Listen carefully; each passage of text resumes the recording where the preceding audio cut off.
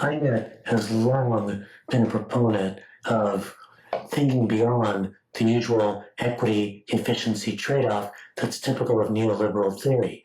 In neoliberal theory, when you try to say we want to interject a little bit of fairness, the usual response is that's going to come at the cost of productivity. But what we're finding out with our research is that those metropolitan regions, for example, that are more equal, less residentially segregated, less fragmented between socioeconomic groups, are able to sustain job growth and prosperity better over the long haul. We're also finding that that's true of the environment.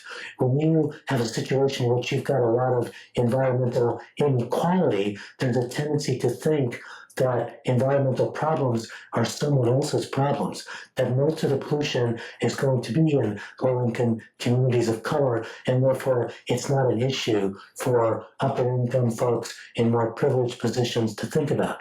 But when you allow pollution to be in someone else's backyard, you just get more pollution overall. When you think that you can shield yourself from the worst effects of climate change and they're going to be affecting low-income communities of color, you just get more climate change. And the way to think about the commons and to protect our common planet is to center equity, to realize that we need to deal with environmental injustice as a basic plank, and that dealing with environmental injustice, dealing with environmental inequality will actually help us deliver on environmental equality. Climate justice is not a special interest issue.